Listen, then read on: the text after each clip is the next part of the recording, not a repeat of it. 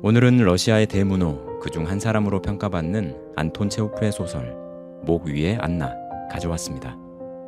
자, 이야기 속으로 함께 들어가 보시죠. 시작하겠습니다.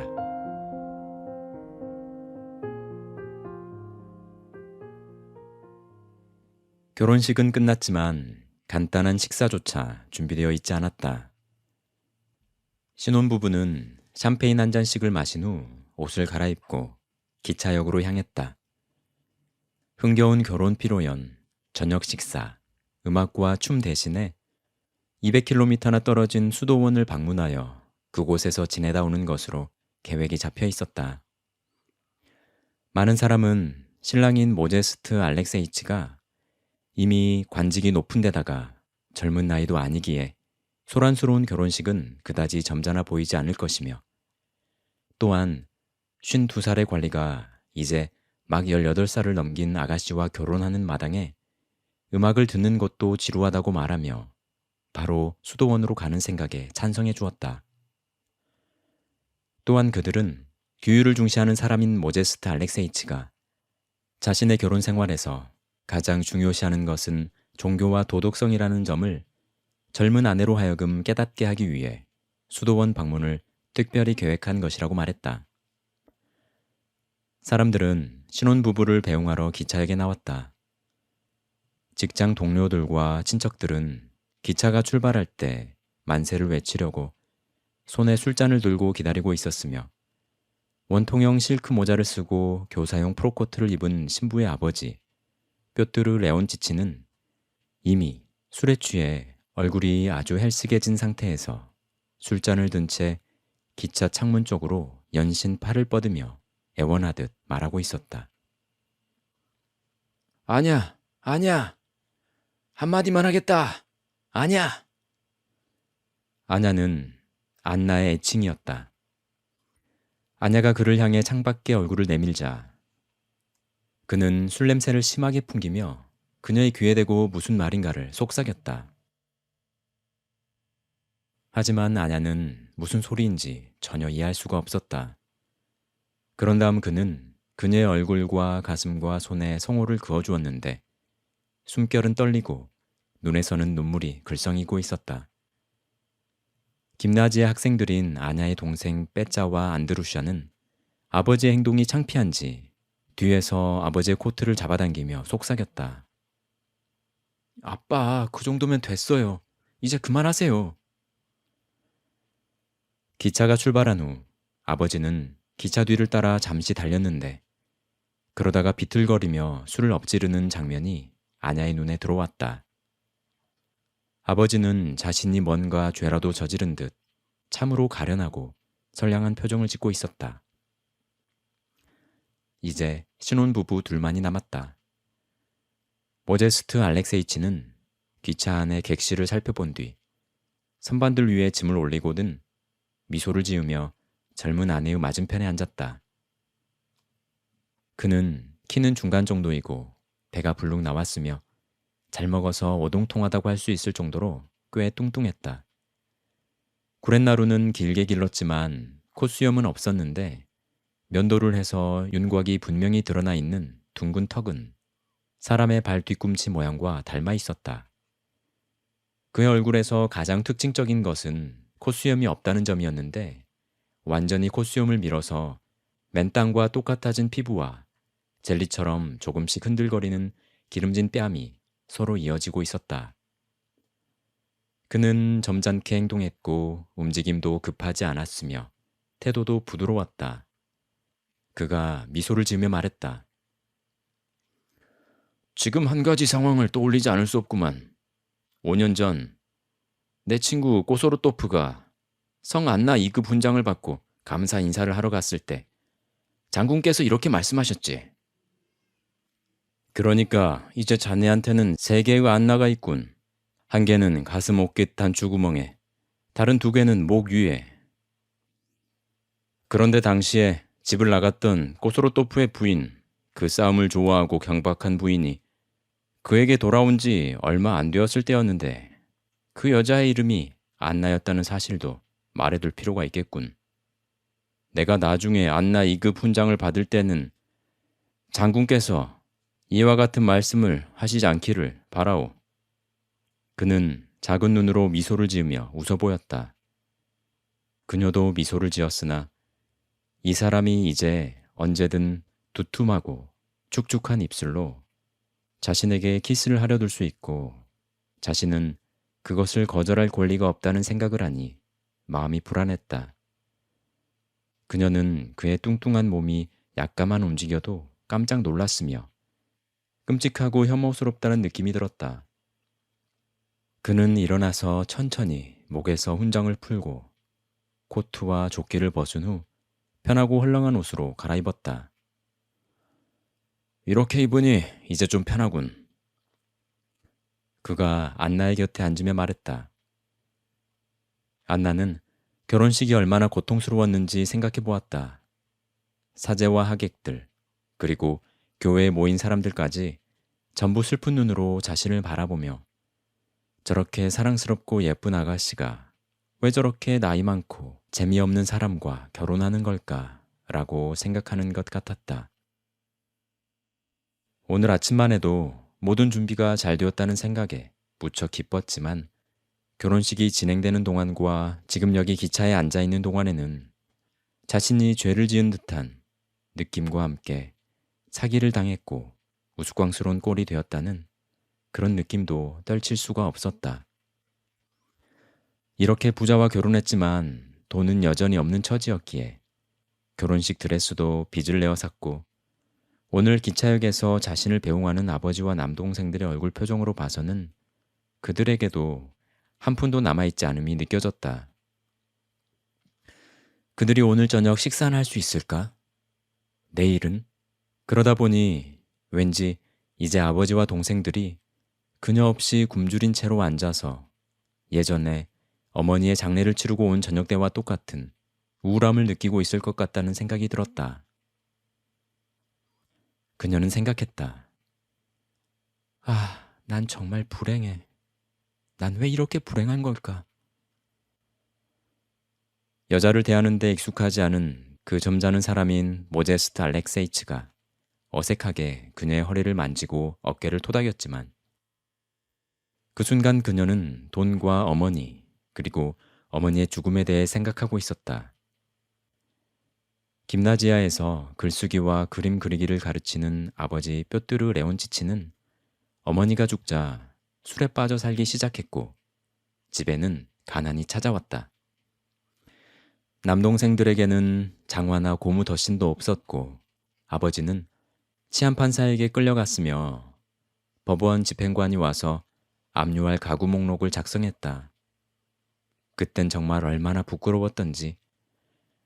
아냐는 조정뱅이 아버지를 돌보고 동생들의 양말을 꿰매고 시장을 다녀오는 일을 해야 했다.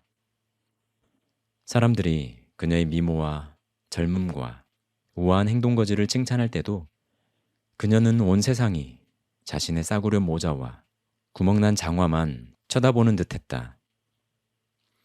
아버지는 나약하다는 이유로 곧 김나지아에 세고될 것이며 이를 견디지 못한 아버지가 어머니처럼 죽게 될 것이라는 불안한 생각이 밤마다 끈질기게 그녀에게 달라붙어 눈물이 흐르곤 했다.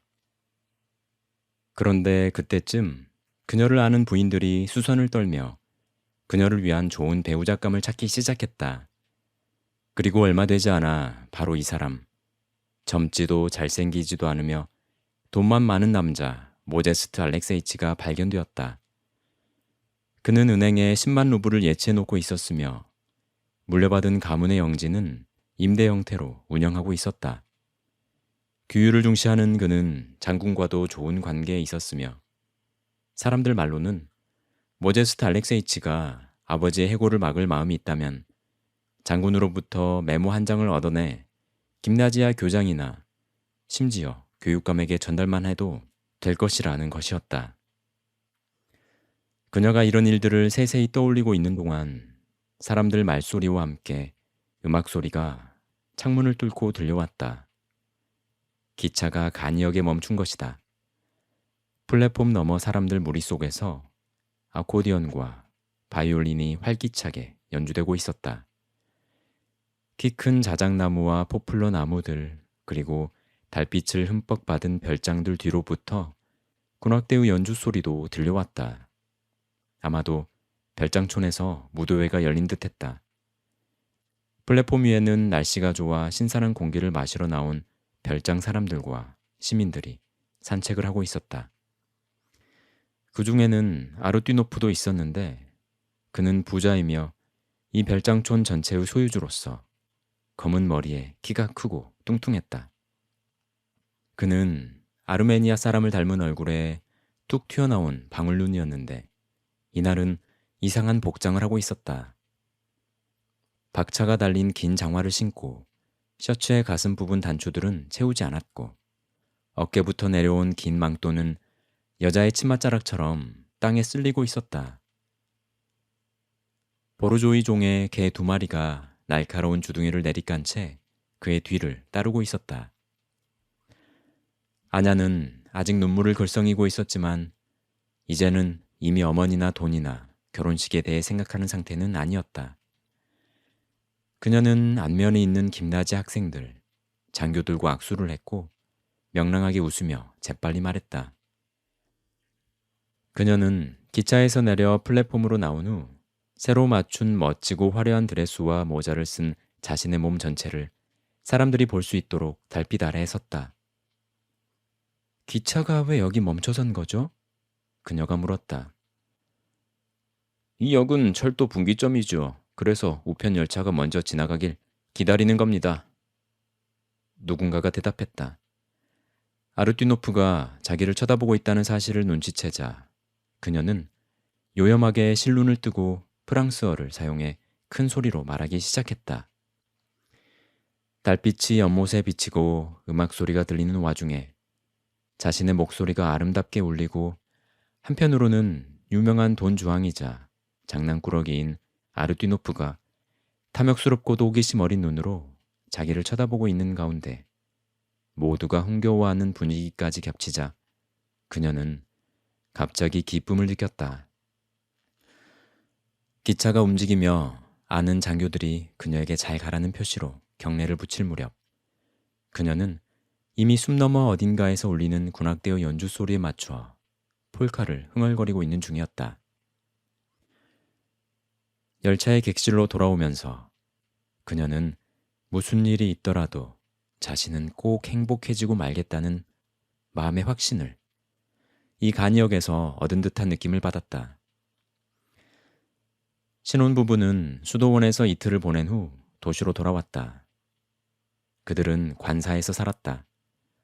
모제스트 알렉세이치가 출근을 하면 아냐는 피아노를 치거나 우울해서 울거나 소파에 누워 소설을 읽거나 패션 잡지를 살펴보았다.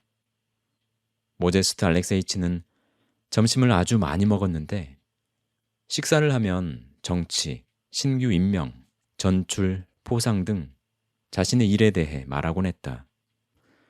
또한 사람은 열심히 일해야 하며 가정생활에서 가장 중요한 건 만족이 아니라 의무를 수행하는 것이고 티끌 모아 태산이며 자신은 세상에서 종교와 도덕성을 가장 중시한다는 등의 말도 했다. 그는 식사용 나이프를 마치 칼처럼 주먹에 쥔 채 말하곤 했다. 사람은 누구나 자신의 의무를 지켜야 하는 거지. 하지만 그를 두려워하는 마음으로 이야기를 듣다 보니 아냐는 식사를 제대로 할 수가 없었고 대개 배고픈 채로 식탁에서 일어나야 했다. 점심 식사 후 남편은 휴식을 취한다면서 크게 코를 골며 잤는데 그 사이에 아냐는 외출해서 본가에 다녀오기도 했다. 본가에 갈 때면 아버지와 남동생들은 그녀를 왠지 특별한 눈길로 바라보곤 했다. 그것은 마치 사랑하지도 않고 따분하며 지루하기만 한 남자에게 돈 때문에 시집 갔다고 방금 전까지 그녀를 흉이라도 본 듯한 사람들의 눈길 같은 느낌이었다. 그들은 사각거리는 그녀의 드레스와 팔찌, 그리고 전체적으로 결혼한 부인 티가 나는 모습에 대하여 거북함과 불편함을 느꼈다. 그들은 그녀가 있을 때면 다소 당황스러워했고 그녀와 무슨 이야기를 나누어야 할지도 몰랐지만 그래도 예전처럼 그녀를 사랑했다. 그들은 그녀 없이 식사하는 것에도 아직 익숙해지지 않은 듯 했기에 종종 아냐와 함께 양배추 수프, 곡물죽, 촛불 냄새가 풍기는 양고기 비계로 볶은 감자를 먹곤 했다. 아버지 뼈뚜루 레온치치는 떨리는 손으로 병에서 술을 따라 개걸스럽게 보기 흉한 모습으로 급하게 마시곤 했다. 한 잔을 마시면 곧 두째 잔, 그리고 세 번째 잔이 이어졌다. 큰 눈에 창백하고 깡마른 소년들인 빼짜와 안드루샤는 술병을 치우고는 어쩔 줄 몰라 하며 말했다. 이러지 마세요, 아버지. 많이 마셨잖아요. 염려가 된 아냐도 아버지에게 더 이상 술을 마시지 말라고 애원했지만 그럴 때마다 그는 얼굴을 붉히면서 주먹으로 식탁을 내리치며 소리를 지르곤 했다. 아무도 나에게 이래라 저래라 할 수 없어, 이 꼬맹이들아. 너희들 모두 이 집에서 쫓아내버리겠다. 하지만 아버지의 목소리에는 연약함과 선량함이 묻어나왔기에 가족 중 누구도 두려워하지는 않았다. 점심 식사 후에 대체로 그는 옷을 잘 차려 입으며 외출 준비를 했다. 창백한 얼굴에다가 턱에는 면도하다 베인 상처가 있었지만 깡마른 목을 앞으로 쑥 빼고 30분 동안이나 거울 앞에 선 채 깔끔하게 몸단장을 했다. 머리를 빗기도 하고 검은 콧수염을 말아서 감기도 했다.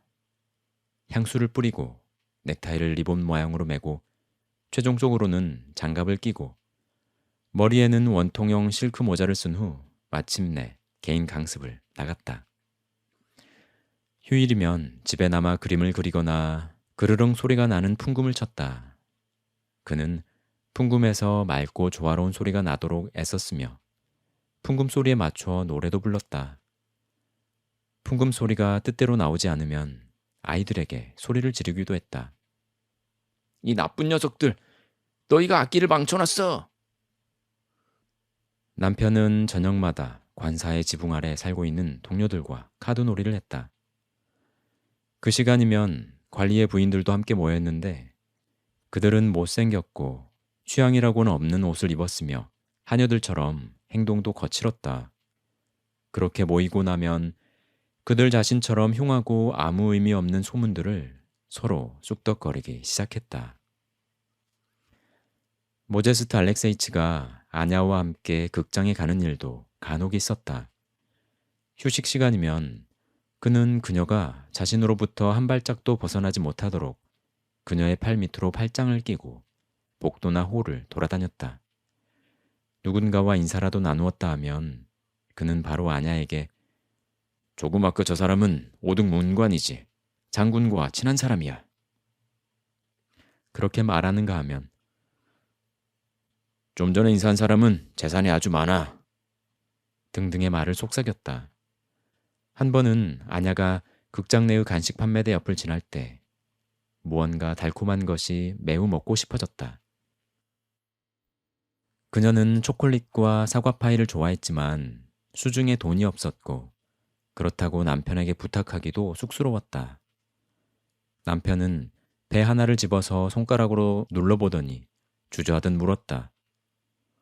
이거 얼마요? 25코페이카입니다. 어이쿠, 비싸구만. 이렇게 말한 후 그는 배를 제자리에 내려놓았다.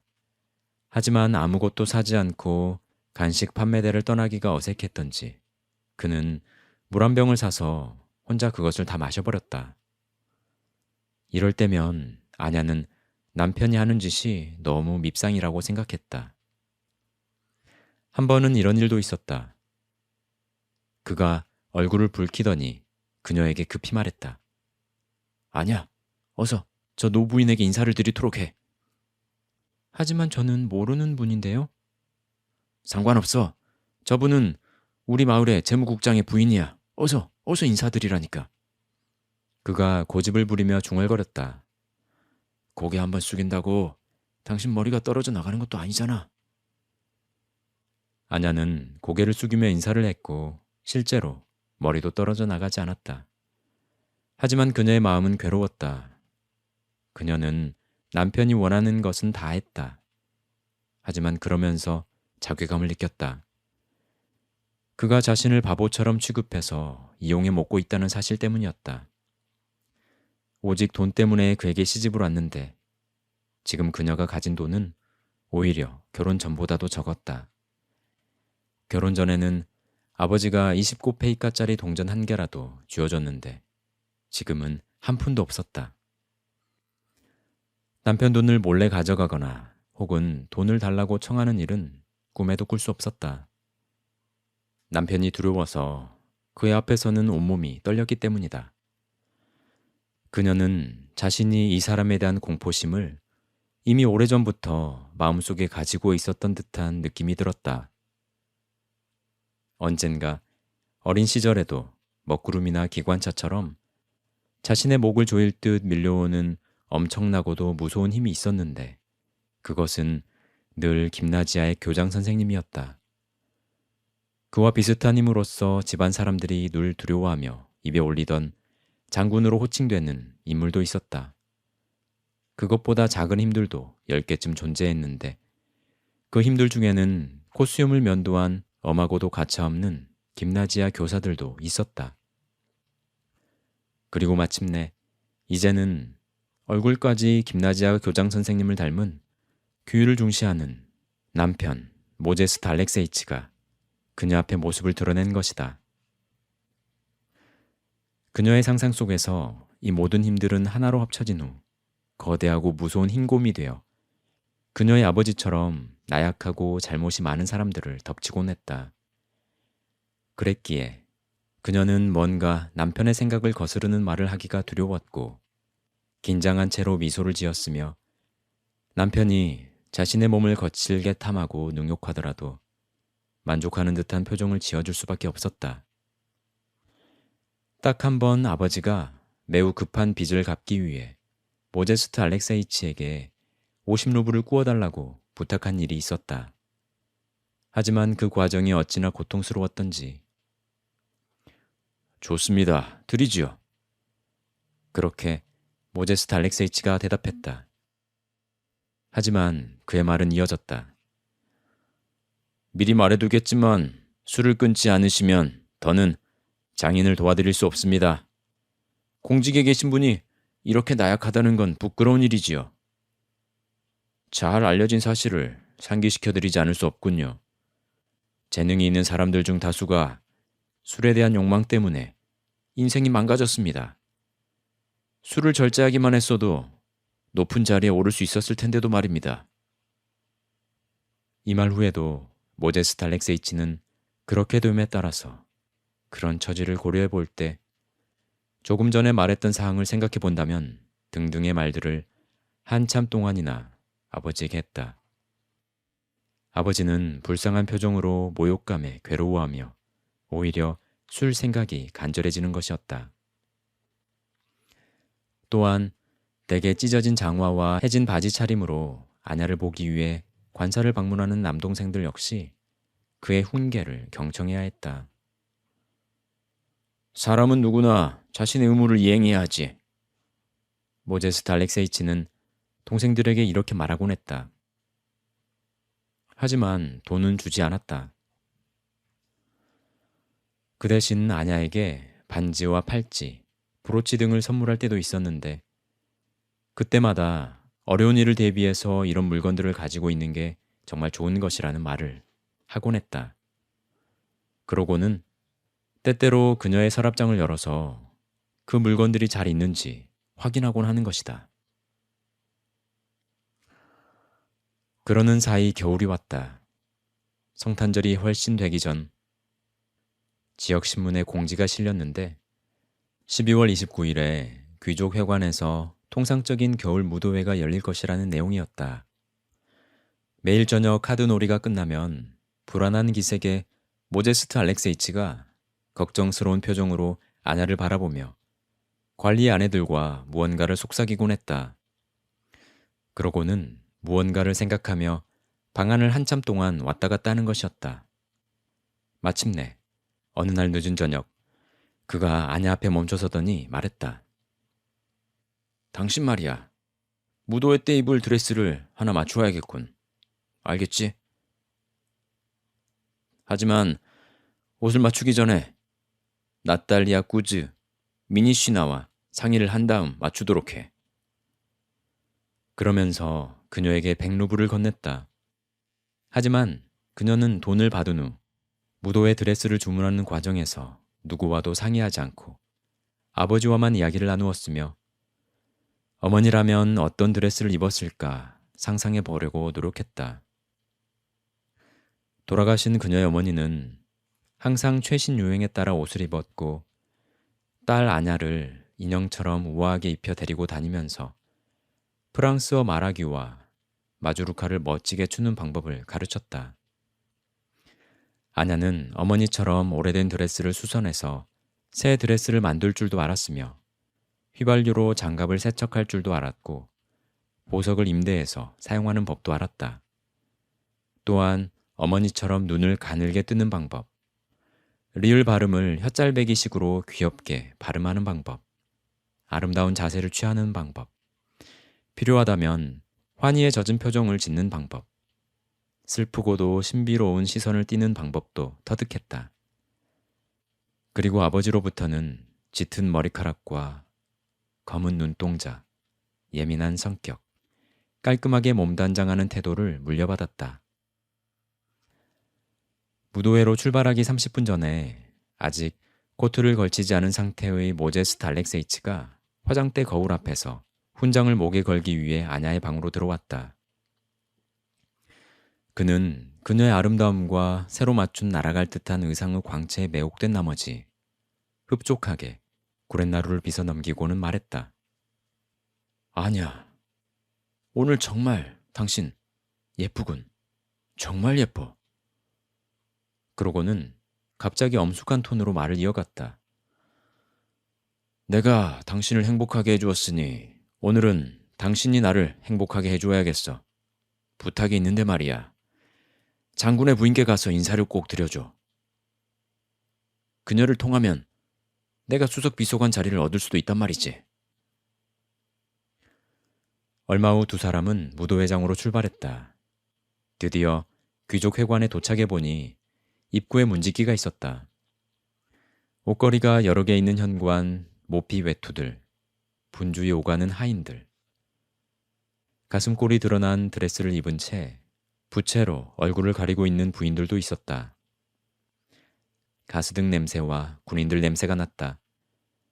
남편의 팔짱을 끼고 계단을 오르는 사이 음악 소리가 들려왔고 수많은 불빛을 받은 자신의 전신도 커다란 거울에 반사되어 보였다. 그러자 그녀의 마음속에서 기쁨의 감정이 느껴짐과 동시에 예전에 간이역에서 느꼈던 행복의 예감이 되살아났다. 그녀는 처음으로 자신이 여자아이가 아니라 부인으로 느껴졌다.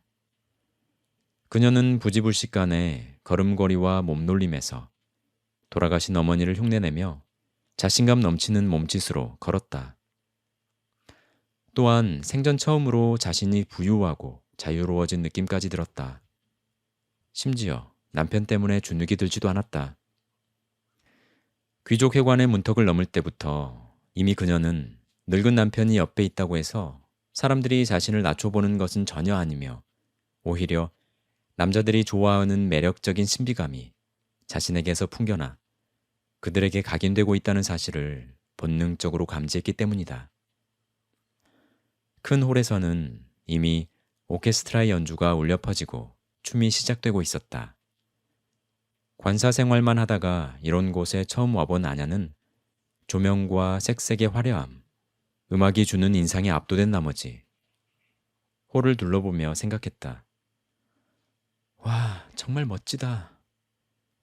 그녀는 무도회에 온 사람들 중에서 자신의 지인 모두를 알아보았다. 파티나 야유회에서 만났던 사람들, 평소 알고 지내던 장교들, 교사들, 변호사들, 지주들이었다. 또한 장군과 아르띠노프도 있었으며 화려하게 차려입은 예쁘거나 못생긴 상류사회의 부인들도 있었다. 그 부인들은 가난한 사람들을 돕기 위한 장사를 하려고 자선 바자회와 노점과 천막 속에 이미 자리를 잡아가고 있었다. 견장을 단 거대한 체격의 장교가 마치 땅에서 솟은 듯이 불쑥 나타나 그녀에게 왈츠를 청했고, 그러자 그녀는 남편을 놓아두고 춤을 추러 나섰다. 남편은 저 멀리 해안가에 남겨놓은 채 자신은 돛담배를 타고 거센 풍랑 속으로 몸을 던지는 그런 느낌이었다. 그녀는 스스로 매혹된 상태에서 이 사람 저 사람의 손으로 옮겨다니며 열정적으로 왈츠와 폴카, 카드리오를 추었다. 음악과 소음에 머리가 달아올라 남편이든 그 누구든 그 무엇이든 생각하지 않은 상태에서 러시아어와 프랑스어를 섞어 말하고 혓잘배기식으로 귀엽게 발음하며 큰 소리로 웃고 춤을 추었다. 그녀가 남자들에게서 인기를 끌었다는 점은 확연히 드러났는데 사실 그렇게 되는 게 당연했다. 흥분하며 숨이 차오른 그녀는 부채를 쥔 손까지 바들바들 떨렸으며 목도 말라왔다. 아버지가 휘발유 냄새가 풍기는 구겨진 코트를 걸친 채 다가와 붉은색 아이스크림이 담긴 작은 접시를 그녀에게 내밀었다. 아냐, 너 정말 오늘 매력적이구나. 그는 떨리는 손으로 돈뭉치를 꺼낸 후 말을 이어갔다. 내가 오늘 수업료를 받았단다. 네 남편에게 빚진 것을 이제 갚을 수 있게 됐어. 아냐는 아버지의 손에 아이스크림 접시를 내맡기고 누군가의 손에 붙들려 잠깐 사이에 멀리 사라졌다. 새로운 춤 파트너의 어깨너머로 보니 아버지가 어느 부인을 안고 마룻바닥을 미끄러지듯 홀을 돌며 춤추기 시작하는 것이 보였다. 맨정신일 땐 저렇게 멋진 분인데. 아냐는 그렇게 생각하며 그 거대한 체구의 장교와 또 춤을 추었다. 그는 마치 죽은 짐승에게 제복을 입혀놓은 것처럼 발장단을 간신히 맞추면서 느릿느릿 무겁게 발걸음을 옮겼으며 어깨와 가슴만 살짝 움직일 뿐이었다. 그는 더 춤추는 게 싫어졌지만 아냐는 미모와 훤히 드러난 목으로 그를 자극하며 그의 곁에서 날렵하게 움직였다. 그녀의 눈은 흥분으로 불타오르고 움직임도 열정적이었던 반면 그는 점점 더 무심한 태도를 보이며 마치 왕이 자비를 베풀듯이 그녀에게 손을 뻗치곤 했을 뿐이다. 군중 속에서 외치는 소리가 들려왔다. 브라보! 브라보!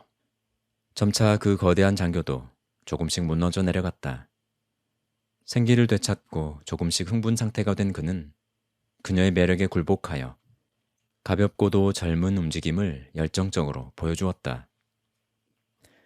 그런데 이제는 그녀가 어깨를 살짝만 움직이며 그를 능청맞게 쳐다볼 뿐이었는데 마치 이제는 그녀가 여왕이고 그는 노예가 된 듯했다. 춤을 추는 동안 그녀는 홀 전체 사람들이 자기들 두 사람을 넋을 잃고 바라보며 질투하고 있는 것처럼 느꼈다.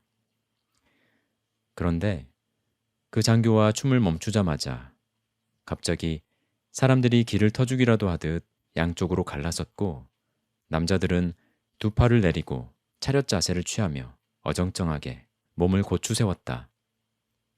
그것은 프로코트에 별 2개를 단 장군이 그녀 쪽으로 오고 있었기 때문에 벌어진 일이었다. 장군은 다가오며 자신의 입술을 살짝 깨물기도 했는데 이것은 그가 예쁜 여자들을 바라볼 때 하는 습관이었다. 대단히 반갑습니다. 대단히 반가워요. 장군이 말문을 열었다. 당신 남편을 감옥에 가두라고 지시해야겠군요. 지금까지 이런 보석 같은 아내를 숨기고 우리들한테 보여주지 않은 제목으로 말입니다. 그는 아냐에게 손을 내밀며 말을 이어갔다. 마침 아내의 부탁이 있어서 당신을 찾아왔습니다. 당신이 우리를 좀 도와줘야겠어요. 내 아내가 당신을 초조하게 기다리고 있습니다. 장군은 아냐를 노점의 나이든 부인에게로 데리고 갔다. 그 부인은 얼굴 아랫부분이 불균형하게 커서 마치 입안에 큰 돌을 물고 있는 것 같은 인상이었다. 그녀가 콧소리를 섞으며 말끝을 길게 끌고 말했다. 우릴 좀 도와줘요. 예쁜 여자들은 모두 자선바저회에서 일하고 있는데 왠지 당신만 안에서 놀고 있더군요. 자, 자. 부인은 그녀에게 일을 맡기고 자리를 떴고 아냐는 그녀를 대신해 은재 사모바르와 찻잔들 옆에 자리를 잡았다. 그러자 곧바로 장사가 활기를 띠기 시작했다. 아냐는 차 한 잔에 최소 1루블을 받았고 거대한 체격의 장교에게는 차를 석 잔이나 마시도록 만들었다. 툭 튀어나온 방울 눈에 천식을 앓고 있는 부자 아르띠노프가 다가왔다. 오늘 그는 아냐가 지난 여름 보았던 이상한 복장 차림이 아니라 다른 사람들처럼 프로코트를 입고 있었다. 그는 아냐에게서 눈을 떼지 못한 채 샴페인 한 잔을 마신 후 100루블을 지불했고 그 다음에 차 한 잔을 마신 후 또 100루블을 냈다. 자신의 미소와 시선이 사람들에게 큰 만족을 준다는 사실을 이미 깊이 확신하고 있던 아냐는 연신 사람들을 졸라서 물건을 사게 하고 돈을 받아내는 데 성공했다. 그녀는 자신이 이렇듯 음악과 춤과 숭배자들이 존재하고 소란하고 화려하며 웃음소리가 이어지는 삶을 위해 특별히 태어난 존재라는 점을 이 순간 깨닫게 되었다. 그러자 오래전부터 자신의 목을 조를 듯 밀려와 협박해왔던 그 힘들에 대한 공포심도 이제는 다 사라져버렸다. 이제 그녀는 아무도 두렵지 않게 되었으며 다만 자신의 성공을 함께 기뻐해줄 어머니가 안 계시다는 점이 애석할 따름이었다. 술 기운에 얼굴이 창백해진 아버지가 아직까지는 그럭저럭 발걸음을 옮기며 노점으로 다가와 꼬냑 한 잔을 주문했다. 아냐는 그가 뭔가 부적절한 말이라도 할까봐 얼굴이 붉어졌다. 사실 그것이 아니더라도 자신에게 이렇게 가난하고 평범한 아버지가 있다는 것 때문에 이미 부끄러운 상태이기도 했다.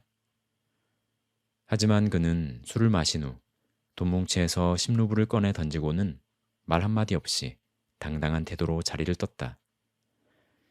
얼마 후 그녀는 아버지가 짝을 이루어 큰 원을 도는 춤을 추고 있는 것을 보았는데 그는 이미 비틀거리며 무슨 소리를 질러대고 있었기에 파트너인 부인이 매우 당혹스러워하는 표정이었다. 그 장면을 보니 아냐는 한 장면이 떠올랐다. 3년 전쯤 아버지는 어느 무도회에서 이번과 똑같이 비틀대고 소리를 지르다가 결국 경관이 아버지를 내쫓아 집으로 끌고 왔고 다음 날에는 교장이 아버지를 해고하겠다고 호통을 쳤었다. 그 기억이 하필 이때 떠오르다니. 노점의 사모바르가 꺼지고 녹초가 된 부인들이 자신의 자선 바자회 수익금을 입에 큰 돌을 문 것 같은 부인에게 전달한 후 아르띠노프는 아냐의 팔을 부축하고 모든 자선 바자회 참여자들을 위한 저녁 식사가 차려져 있는 홀로 데리고 갔다. 많지도 않고 20명 정도가 식사하는 자리였는데 홀은 매우 소란스러웠다. 장군이 건배사를 했다. 바자회에 번영을 위해. 그리고 여단장은 대포조차도 무력하게 만드는 우리의 힘을 위해라고 말하며 건배를 제안했고 모든 사람들은 부인들과 잔을 부딪히려고 팔을 뻗었다. 정말이지 너무나 흥겨웠다. 시간이 흘러 아냐가 집까지 배웅을 받아 도착했을 때는 이미 날이 밝아오고 있었고 하녀들은 시장에 가고 있었다. 아냐는 새로운 인상을 흠뻑 받아서 기뻤으며 동시에 술에 취하기도 했고 기진맥진하기도 했기에 옷을 갈아입은 후 침대 위로 쓰러져 바로 잠이 들어버렸다. 오후가 되자 하녀가 그녀를 깨우면서 아르띠노프 씨가 방문차 오셨다고 이야기했다. 그녀는 서둘러 옷을 입고 응접실로 나갔다. 아르띠노프가 떠나고 얼마 되지 않아 이번에는 장군이 자선 바자회에 참여해줘서 고맙다는 인사를 하러 왔다. 그는 입술을 살짝 깨물며 감미로운 눈길로 그녀를 바라보다가 그녀의 손등에 키스하고는 앞으로도 방문을 허락해달라는 부탁을 한 뒤 떠났다. 아냐는 자신의 인생의 변화가, 그것도 놀라운 변화가 이토록 빨리 찾아왔다는 사실이 믿기지가 않아서 놀라고 황홀한 상태로 응접실 가운데 서 있었다. 바로 그때 남편 모제스트 알렉세이치가 들어왔다. 그는 권력자나 유명인들 앞에 서면 항상 지어왔던 그 표정, 그녀도 이미 익숙해져 있던 바로 그 표정, 비위를 맞추기 위해 달콤하고도 노예나 다름없을 정도의 공손한 표정을 이제는 그녀에게 지으며 서 있는 것이었다. 그녀는 한편으로는 환희를 느끼며 다른 한편으로는 분노와 경멸의 마음을 담아 한 단어 한 단어를 또박또박 내뱉었다. 저리 비껴줄래요? 구닥다리 아저씨? 이날 이후 아냐는 피크닉이나 야유회를 가거나 연극에 참여하는 등 하루도 쉴 날이 없었다. 그녀는 날마다 아침이 되어서야 집에 돌아와서는 응접실 마루에 쓰러져 잠이 들어버리곤 했다. 그러고서 나중엔 감동적인 표정을 지으며 자신은 꽃에 파묻혀 잔다고 모두에게 떠들어대곤 했다. 돈이 아주 많이 필요했지만 그녀는 이미 모제스트 알렉세이치를 두려워하지 않게 되었기에 그의 돈을 자기 돈처럼 썼다. 또한 그녀는 남편에게 부탁이나 요구 같은 것은 하지 않고 그저 영수증이나 메모를 보낼 뿐이었다. 이걸 보여주는 사람에게 200루블을 줄 것, 또는 속히 100루블을 지불할 것, 이런 식이었다. 모제스트 알렉세이치는 아냐의 덕분인지 부활절에 성 안나 2급 훈장을 받았다. 그가 감사 인사를 하러 장군에게 가자 장군은 이렇게 말하는 것이었다. 그러니까 이제 자네에겐 안나가 셋이 됐군. 한 개는 가슴 옷깃의 단추구멍에, 다른 두 개는 목 위에 말이야. 모제스트 알렉세이치는 웃음이 크게 나오지 않도록 손가락 두 개를 조심스럽게 입술에 가져다 댄 후 이렇게 말하는 것이었다. 이제는 막내 블라지미르가 세상에 태어나기를 고대할 일만 남았습니다, 카카. 감히 장군께서 대부가 되어주시기를 부탁드립니다. 모제스트 알렉세이치가 암시한 것은 블라지미르 훈장이었다. 그는 벌써 자신의 말장난 익살이 얼마나 재치있고 대담했는지 여기저기 말하고 다닐 상상을 하고 있었다. 장군은 좀 전에 보고 있던 신문을 다시 주워들며 그에게 고개를 한번 끄덕여 주었을 뿐이었다. 아냐는 말 3마리가 끄는 마차를 타고 계속 돌아다녔고 아르티노프와 함께 사냥을 다녔으며 단막극에서는 연극을 했고 그게 끝나면 밖에서 저녁을 먹었다. 그러다 보니 그녀가 본가의 가족을 찾는 일은 점점 드물어졌다. 그들은 이미 자기들끼리 점심을 먹었고 아버지는 예전보다 술을 더 마셔댔으며 돈은 없었고 집에 있던 풍금은 빚을 갚느라 팔아버렸다.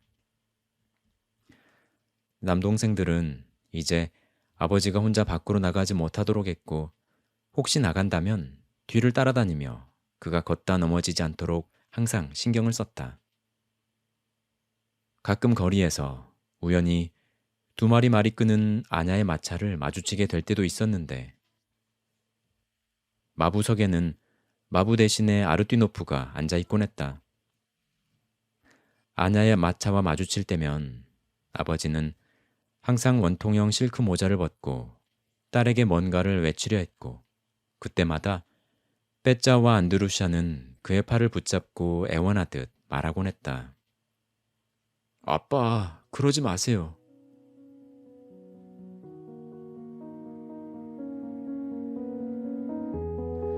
네, 소설은 이렇게 끝이 납니다.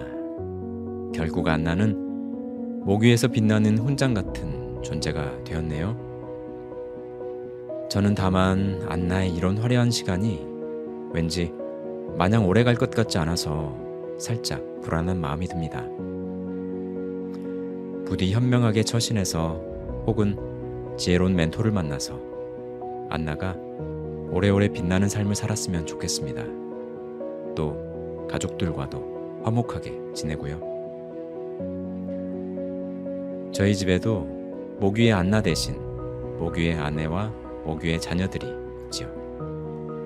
제가 가족의 생계를 책임지는 외벌이 가장이라서 삶이 좀 고단한데요. 마음대로 아플 수도 없는 40대라고 하지 않습니까? 정말 아파서는 안 되는 삶을 살고 있습니다. 하지만 아내도 아이들도 모두 반짝반짝 저에게는 훈장 같은 존재예요. 중학생 아들, 초등학생 아들, 그리고 이제 막 두 돌이 지난 막내딸. 연령대가 아주 폭이 넓죠. 오빠들이 동생을 얼마나 예뻐하는지. 우리 집 상전은 막내딸인데요. 딸 아이가 좀 더 크면 온 가족이서 모든 것을 내려놓고 몇 달 동안 전국 일주하는 게 저의 꿈이에요. 그 꿈이 이루어지더라도 책 읽는 마음은 계속될 거니까 걱정하지 마시고요. 오늘도 끝까지 들어주셔서 감사합니다. 저는 더 좋은 작품으로 찾아뵙겠습니다.